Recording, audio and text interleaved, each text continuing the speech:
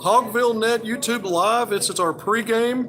We're going to take a look today at an Arkansas team that really now gets a meaningful challenge. This is the first one. I mean, we've, as a media member, getting to go to open portion of practice. The red-white game, a lot of 5,000-6,000 fans got to attend that. Then you had the Division II game, 5,000, 6,000, 7,000 fans were there.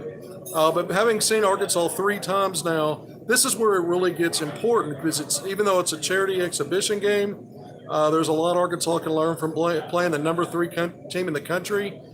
This is a team in Purdue that's number 1. And when you look at CBS, when you look at Kim Palm's preseason ratings, the coaches voted him number 2. So you get the picture. This is not, there are no outliers. This is a team that should be considered in the conversation for national championship.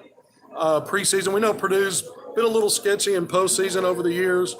They've had some success, but they had a lot of upsets. Last year was colossal. That was the number 1 seed, losing to 16 Fairleigh Dickinson.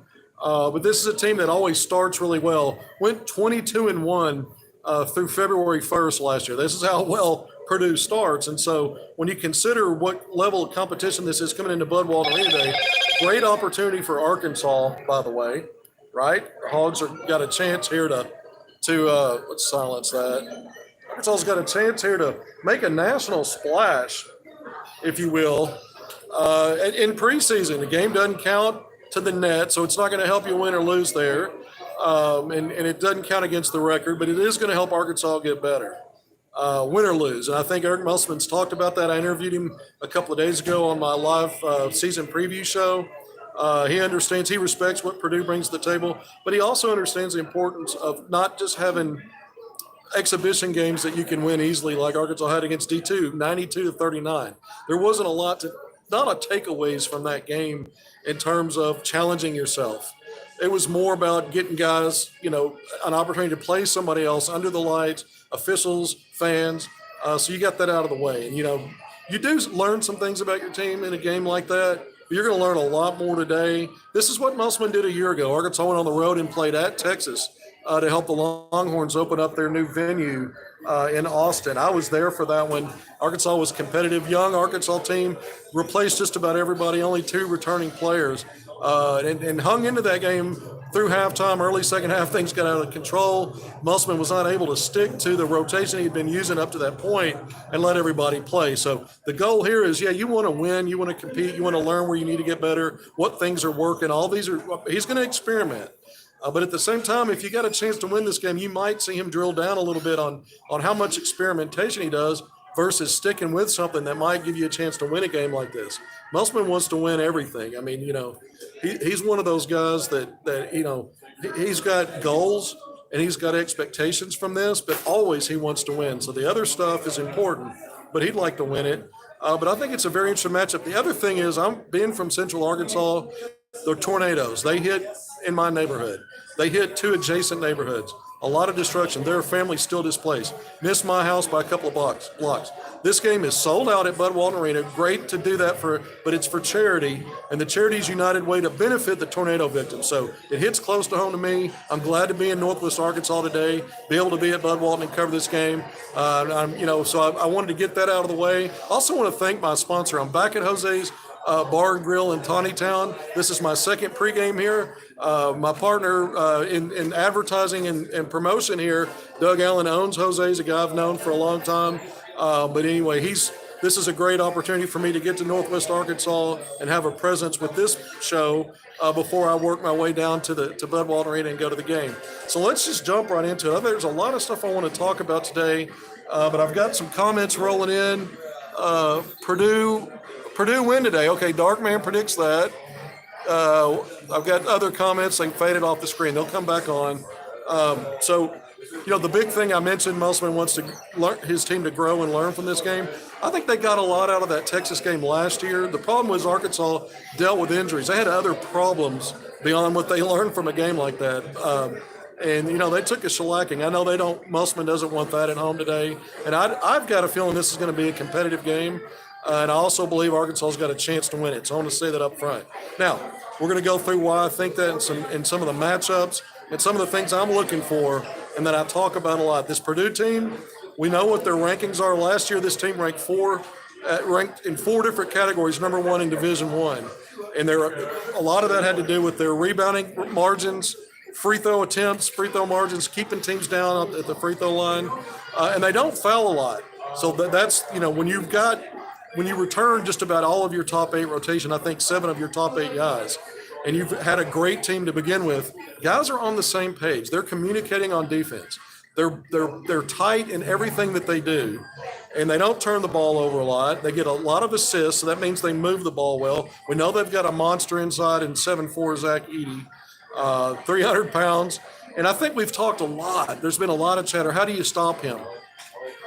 I don't know that you're going to stop him. And even if you do, I don't know that it's as much about what you can stop versus how do you counter? How do you make Purdue account for what you bring to the table? We've talked so much about Trevor Brazile. Last year, Musselman called him a top 5 SEC guy. He's preseason all SEC first team. And he's just kind of working his way back in. 19 minutes against D2. Had a great pro day, by the way. Blew everybody away there, the NBA scouts. I talked to several. One of them said he's a lottery pick if he has those kind of performances consistently. Could he have a day like that? Should Purdue be worried about him and circling him, on the scouting sheet? Zach Edey's a known commodity, college player of the year last year. Trevor Brazile's flying a little bit under the radar because as much respect as he has, getting that first team all SEC protection, getting some of these scouts talking, he still has a small body of work. He didn't play a ton as a freshman at Missouri, only 8 games in Arkansas last year, although he was fantastic in those 8 games. And, now he's been a guy that's been out for a while and just now working in, but could he have a splash kind of game? You got to look at when you look at what Musselman talks about, how physical Purdue is. It's a Big Ten team. It's the top program in the Big Ten right now. It's been consistently that way a little bit. But it's a team that's going to hit the glass. I talked about rebound margins being one of the things that's a box Purdue's able to check. What can Arkansas do to counter that? Can Arkansas compete and stay close on the glass? Because you can be great defensively, and if you don't close out the possession with a defensive rebound, then you've allowed Purdue to play the game that it wants to play. Because it's not the most efficient 3-point shooting team. It's not necessarily a great. It's a good 2% from 2% field goals that count for 2-point field goals. Their percentage ranked really well in college basketball. But when you look at the 3-point shooting, not that much better than Arkansas. So the overall field goal percentage is not going to blow you away. So just like Arkansas last year, what has Purdue done to get better behind the 3 line? Do they try to limit what they do from behind the arc and really focus on Zach Edey, getting guys cutting, offsetting for open looks, playing through him? What can Arkansas's guards do defensively to make it to harass Purdue's guards in terms of taking away clean passing angles, driving angles, getting to the middle? There's a lot of things that I think Eric Musselman is going to try today when he talks about experimenting. I interviewed him again for my live season preview show, and he was talking about this being an experimentation. I like that, but at the same time, I think he's not gonna want to get wild with that. I think he'd love to stick to a rotation if it's working, and if it's not, then we may see a lot of people play. And I think it's very interesting how Arkansas can go about things today defensively. Let's talk about Edey. You're not going to stop him with one guy. You're going to have to run different looks at him, different schemes. In addition to different guys, I think Kai Mitchell and Chandler Lawson are a couple of names Musselman mentioned earlier in the week at a press conference when you're talking about that 5-spot defense. We don't know the exact status of Jalen Graham coming into this. He was trying to return to practice after missing pro day, missing the game against D2 Texas Tyler.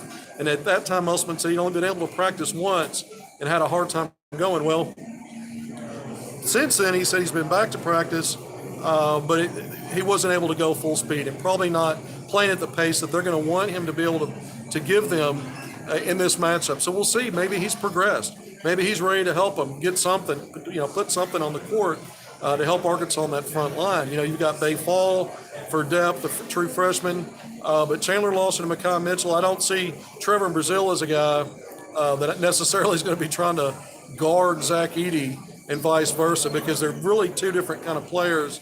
And the physicality that Edey has, I think Arkansas can approach that in a couple of ways. I like Lawson's length.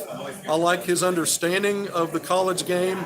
now that he's in year 5, because his instincts are really good, and he understands what he is on both ends of on both sides of the ball. Doesn't try to do too much. Doesn't hurt you typically. What I've seen of him, makes good decisions. He's going to, with that 7-foot plus wingspan on that 6'7", 6'8" frame, he's got the ability to get a lot of deflections and play taller than he is because of that wingspan.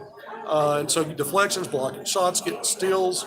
And he's a guy that if you don't account for him offensively, not only is he going to get in there and sneak in and get some putbacks and offensive rebounds, but he's going to, if you leave him open from the mid-range or even out to the 3 line, this is where Arkansas did what he didn't have last year with Brazil out. Now, in combination with Brazil, they've got a guy that can knock down a 3. It's not going to take a lot, but he's efficient. He can knock down a mid-range shot. That's why I keep talking about diversity of skill sets within each position. They're deep. Arkansas's deep, right? 1 through 5, they're deep. But they've also got a diversity of skill set. And some of these guys can play multiple positions, and you're no longer stuck with, well, if a guy's at foul trouble or injured, now a bunch of stuff is off the table in terms of what you can do at your position, because the other guys can do a little bit more.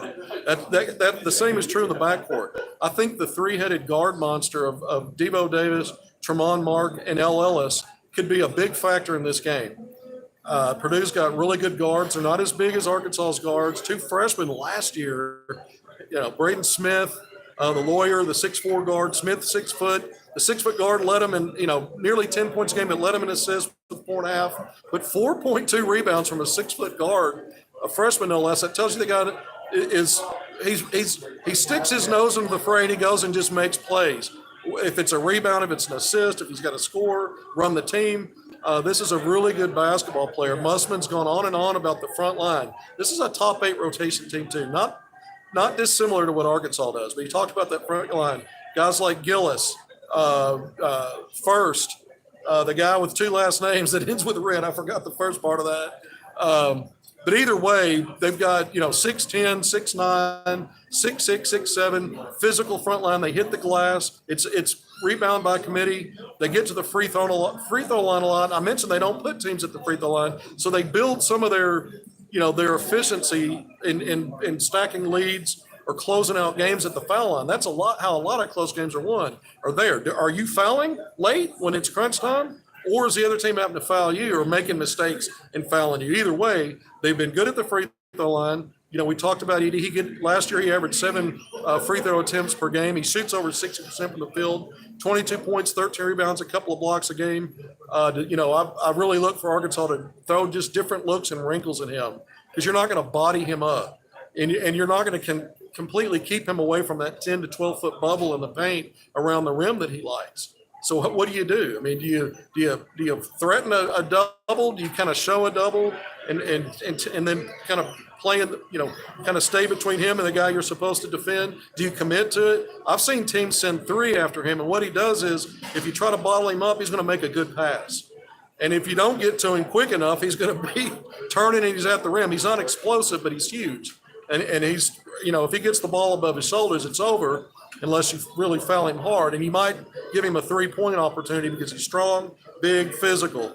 So does Arkansas's guards try to dip down and cheat a little bit against his vision when he tries to turn and maybe, try to rake the ball out of there? There's different ways and things you can do to pester him and bother him.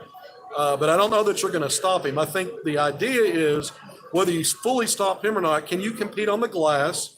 Can you stay competitive in that free throw attempts game? I think Arkansas is going to have to use its quickness and athleticism and some of that burst, trying to get to the basket and challenge these guys and make a decision. Do I let them go ahead and score? Or do I foul to prevent an easy score? So you're going to have to use some of your drive game. Arkansas also wants to run. I think getting Edie in a run game and try to control pace on offense, get in transition off of defensive rebounds, that's why rebounding's key.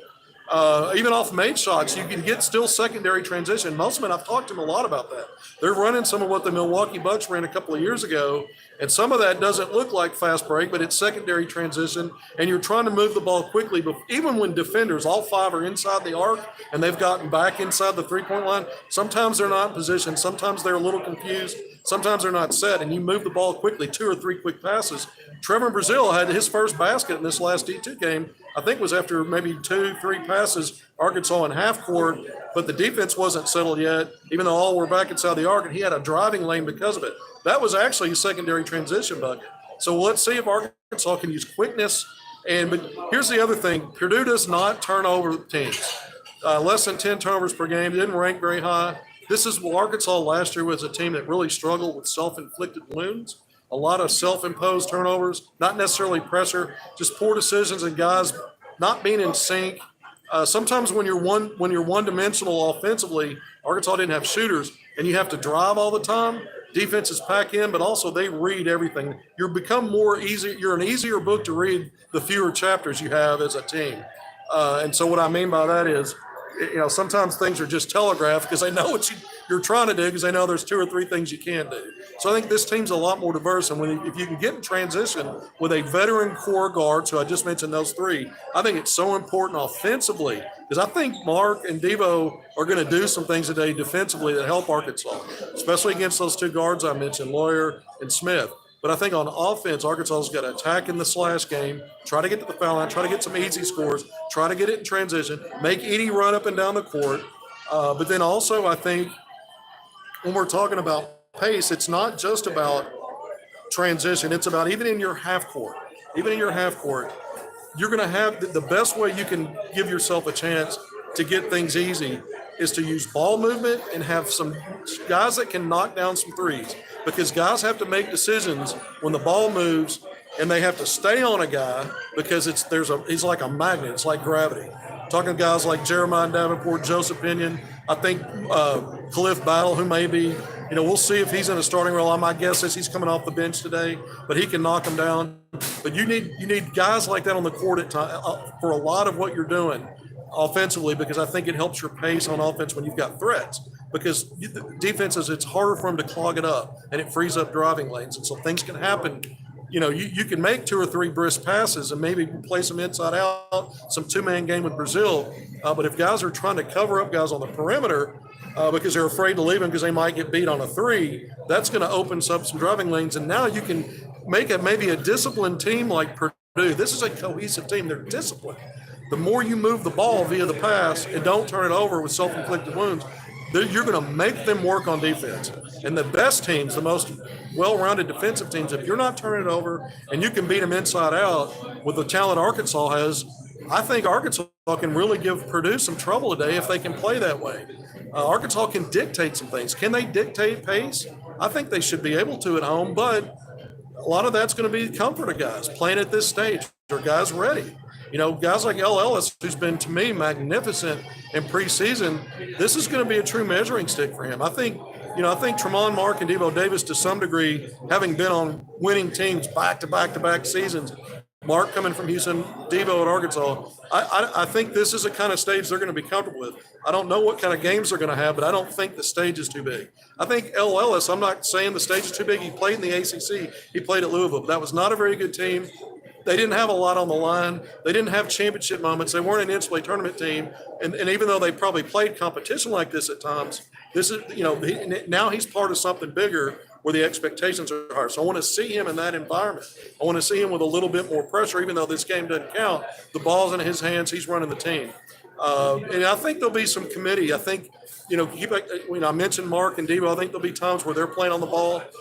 We talk rotation. I'm going to go through that now. Because I talked about Arkansas, to me, the 3 biggest things that may be the strength of Purdue: be competitive on the glass at both ends, the best you can. You got to stay close. You don't want to get clobbered in second chance points. You want to close out good defensive possessions with a rebound and get it going the other way, maybe in transition.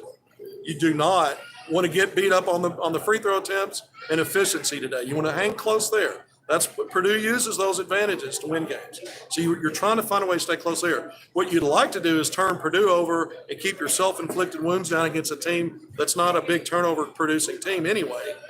That's going to be important. Getting in transition, making guys work. Covered all that. Let's get into the rotation. I mentioned some of the names. I go to it. Trevor Brazile, Mekhi Mitchell at the 5. The 3 guards I mentioned, Ellis, Devo Davis, and Tremont Mark.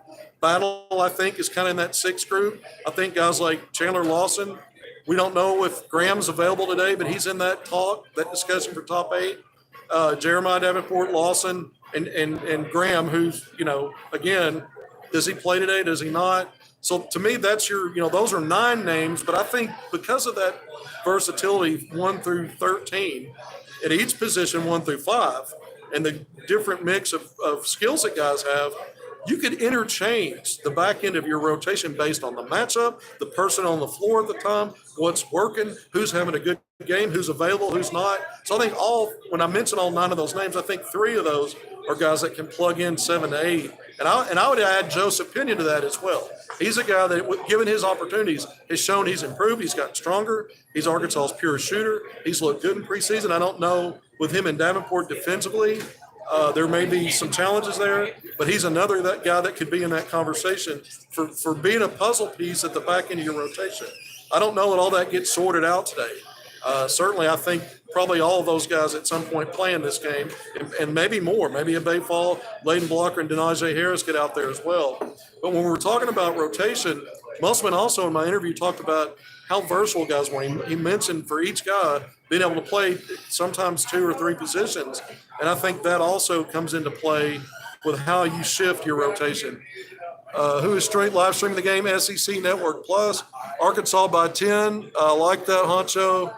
Some of the other ones faded off there. But, let's talk about closers. Let's say Arkansas is in a close game today. We don't know that they are. But what did Arkansas struggle with last year? 3-point shooting, free throw shooting.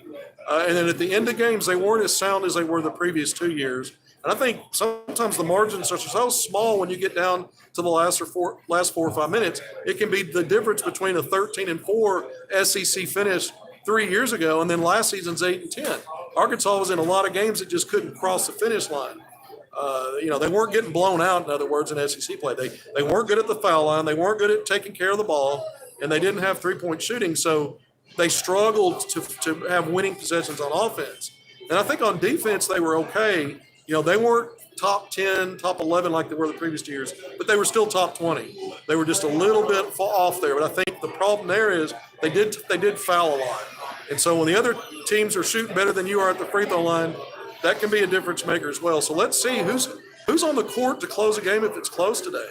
I'm going to go back to guys like Brazil, Devo Davis, and Tremont Mark because of their ability to clamp down on defense, because of their winning pedigree, and because they give you enough on offense. And they can both go to the free throw line and knock down free throws. But I also think a guy like Khalif Battle, and along with El Ellis, Arkansas could go small. They could go small. When you're talking 4 guards and a big, depending upon the situation late in the game, you could be up a possession or 2 or down a possession or 2. And when you get down to a minute or 2, you might play offense, defense with dead balls. But in the last 5 minutes, 4 or 5 minutes, where Musselman likes to change what he's doing, can Arkansas slow it down? Games usually grind down to a slower pace, even when you're trying to run early and through most of the game when it gets to crunch time, especially when the game's close. Can Arkansas play both ways? Is Arkansas going to have success in transition and playing with pace for the bulk of the game and dictating tempo? When it grinds down, maybe the game's close and it grinds down, are they going to be able to deal with a slower game and trying to play chess with a team that they know each other like the back of their hands, and they've had wild success playing the way that they play? Arkansas is going to try to figure out a way to match that if the game's closely. Who are the closers? Can you play a half-court game? Can you gut out winning plays? When it becomes a blue-collar situation here and there, and the flow's not what you want. So these are all question marks. We don't know if Arkansas is going to be in a close game late, but I have a feeling it'll be a good game, and there's a good shot of that. And so when I'm talking closers, I mentioned you could be going 4 guards in Brazil. Musselman may be saying, I can't risk not rebounding the ball this late. So he may keep 2 bigs on the floor and get his best free throw shooters out there. El Ellis and Khalif Battle are guys I think you want stepping to the free throw line. So there's a lot of ways he can play, not only looking at small ball lineups throughout the game to counter some of what Purdue does. Maybe you go small for stretches to continue to increase that pace, get more 3-point shooting and floor spacing, and understand you're going to take your lump somewhat at times maybe on the glass and around the basket on one end, or both ends on the glass at times, but you're trying to speed the game up a little bit maybe and make the defenders for Purdue work a little harder. Maybe they won't be as effective at the other end. So there's different ways to do it. There's different ways to play your game. Is there a live stream showing the game? SEC Network Plus, it's at 3 o'clock.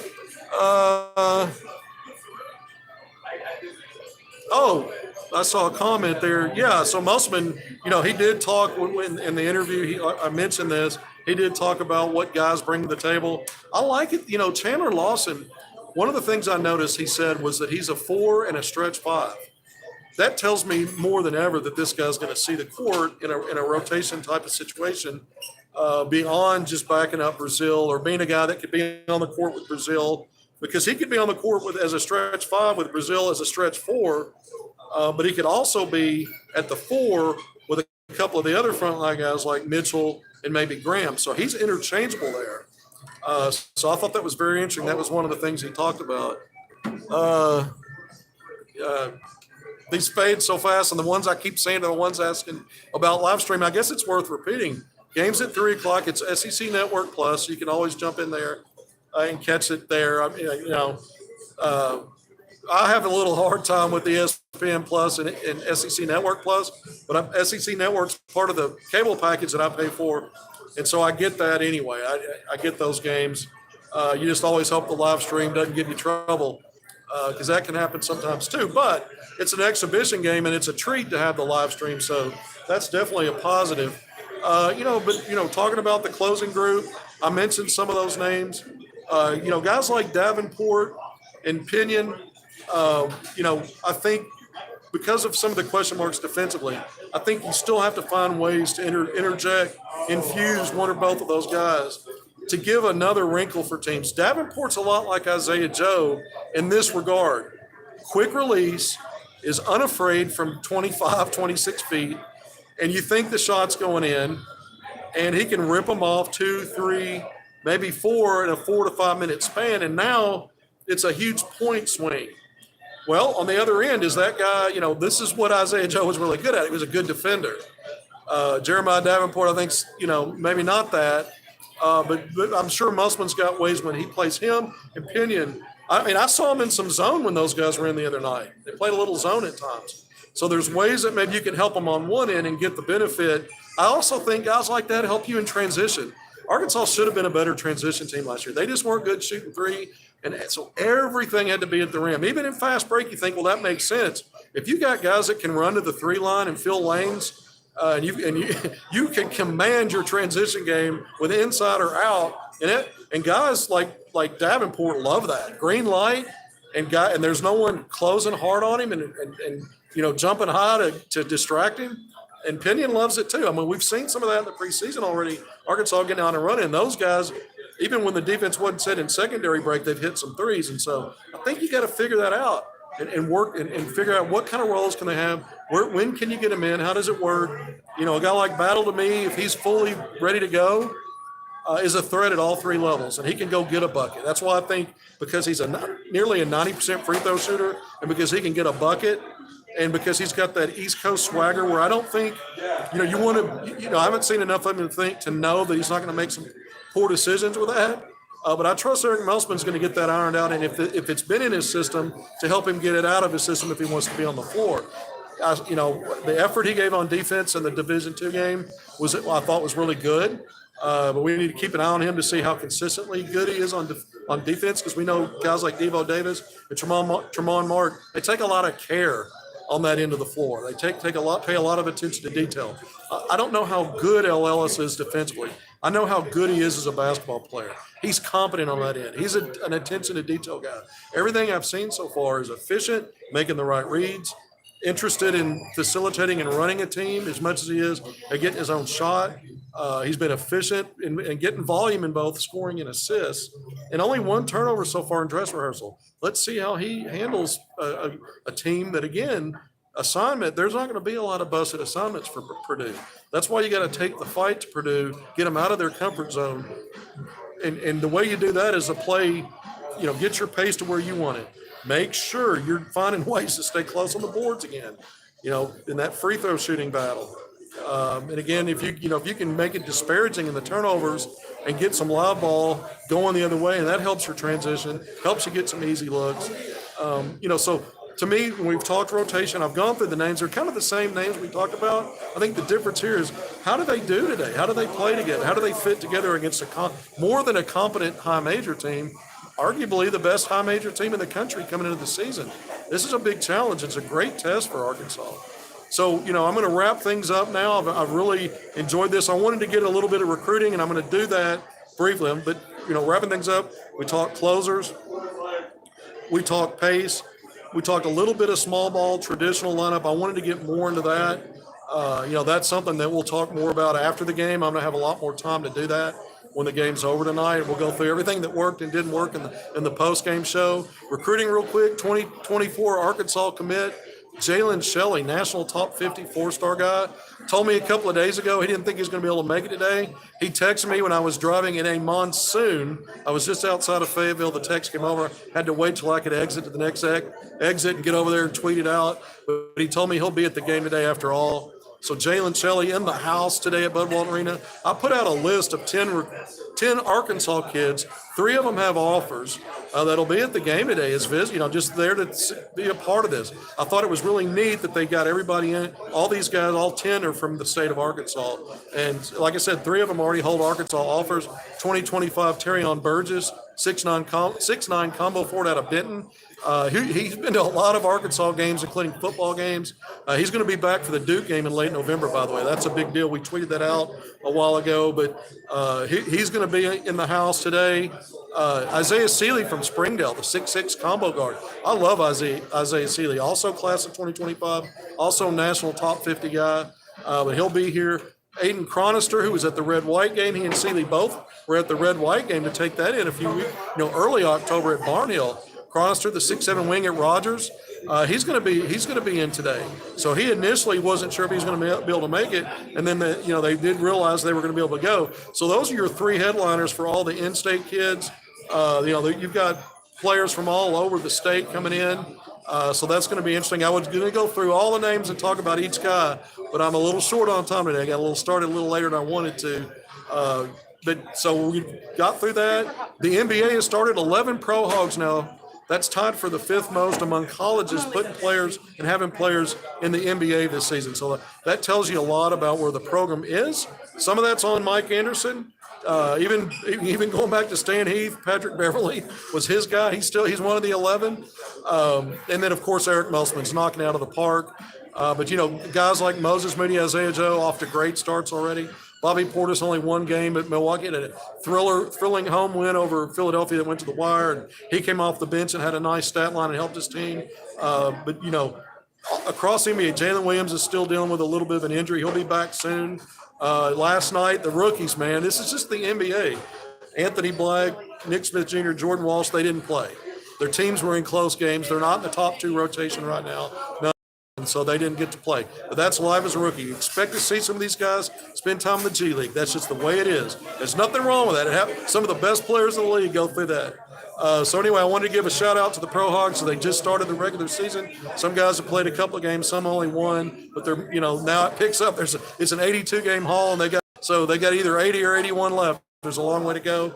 But I want to thank you for joining me on the pregame live from Jose's Bar and Grill in Tawnytown. I love doing this here.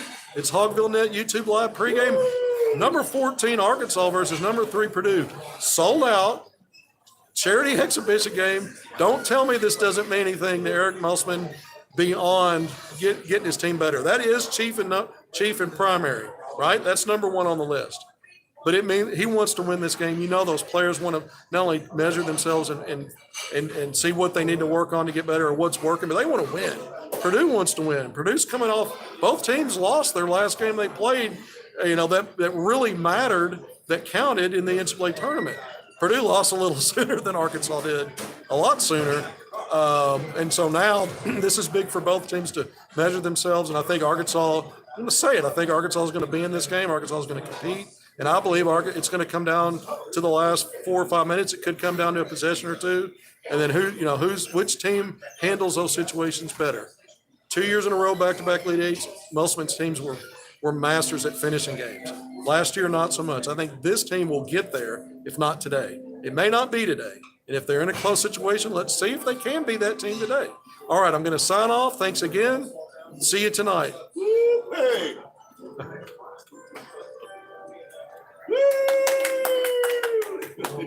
I told him